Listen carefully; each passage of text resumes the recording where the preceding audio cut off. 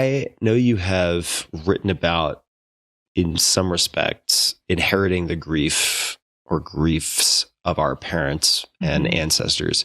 Could you speak to that and also mention if there's anything to be done, right? Or is it just like having, genetics for like small calves and you're like, well, I can go to the gym, but they're always going to be pretty small? Or is there something that we can do with whatever we have accumulated through our bloodline? I went down this whole path of looking at inherited grief, and I ended up devoting a whole chapter of the book to it because originally it was just because I went to this seminar for bereavement counselors because I was just curious to learn more about that. And what I found was we were each asked to tell a story of loss that we had experienced. I really didn't want to tell my story because I felt like it wasn't as bad as some of the other stories that I heard that day, and I felt wrong to be talking about it. But I felt like I had to because it seemed ungenerous, not to tell my story. And then when I did, I found myself crying much more than anybody else had. And the seminar was run by this incredibly skillful guy named Simcha Raphael. It was at the New York Open Center. And I forget how he came to it, but he basically said to me that I seemed to be carrying a grief that was like apart from what I personally had experienced, that I was carrying a deeper grief than that. And that it was a kind of grief of the ancestors. And I started realizing that, well, I mean, I come from this family that's kind of mired in loss, really, on both sides, on my mother's side and my father's side. We lost almost all of our relatives in the Holocaust. And although those weren't people who I knew directly, there's kind of a shockwave that reverberates through. When he said that, I realized that I had always had this kind of tendency to, even when I was a kid, to cry at any kind of moment where it was like, that which once was will never be again. Even though at that point I had not really experienced any loss in my life and I had a happy life, I still had this intense reaction. And once he opened up that idea, I started researching the whole area of inherited grief. It's absolutely fascinating. There's all this research that finds that the children of Holocaust survivors have particular biomarkers that you wouldn't find in another control group population. And you can find this in animals too. It's a pretty new area of research, but the results are incredibly compelling. There seems to be this idea, this thing that we can inherit from the people that came before us. And, in a way, the question of whether it comes to us biologically or because of what we learn from our parents culturally, it almost doesn't matter. We're inheriting it somehow.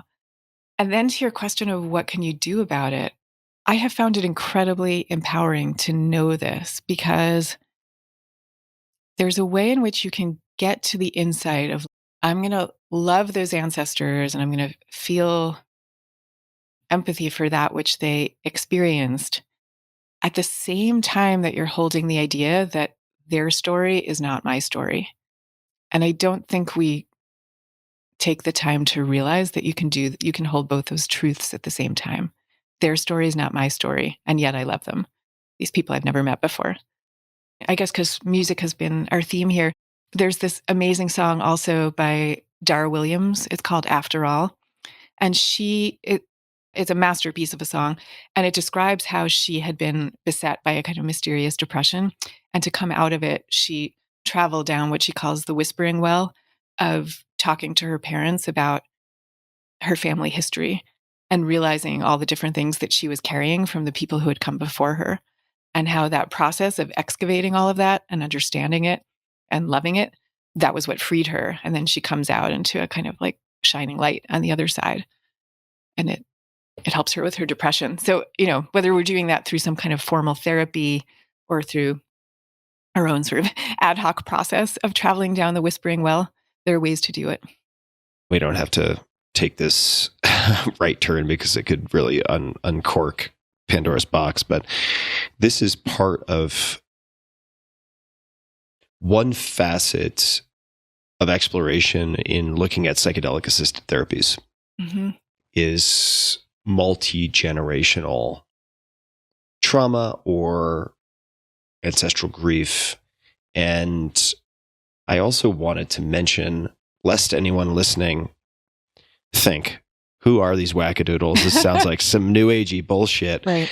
I did a quick search just to pull it up because I know it exists.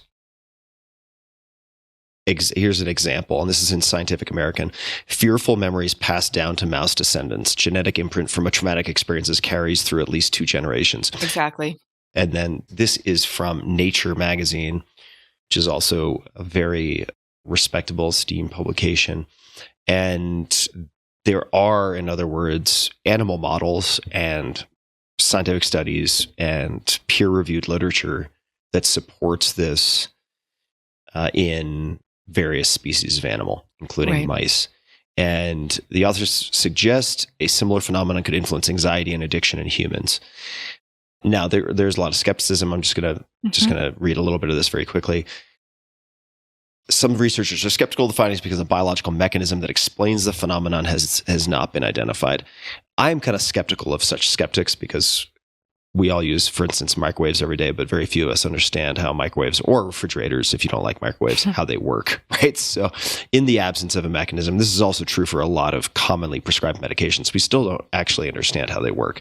But putting that aside, so according to convention, this is going back to the article, the genetic sequences contained in DNA are the only way to transmit biological information across generations. Random DNA mutations, when beneficial, enable organizations to adapt to changing conditions, but this process typically occurs slowly over many generations. Yet, some studies have hinted that environmental factors can influence biology more rapidly through epigenetic modifications, which alter the expression of genes.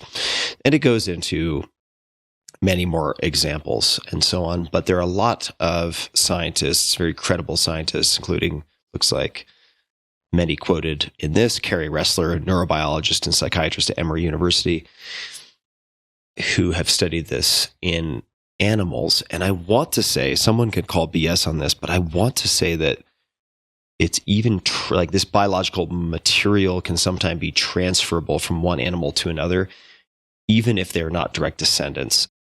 So if you use, say, electrical shocks to produce a state of acute anxiety and learned helplessness in mice when you turn off the lights, that there is some way of transferring genetic material from that animal to an unrelated but same species animal that will induce a similar fear of the dark, even though it has not been learned. So there is, in other words, a biological basis. There seems to be a biological basis for exactly what you're talking about, right? Because the Holocaust, in the grand scheme of things, as the example you used, not that long ago.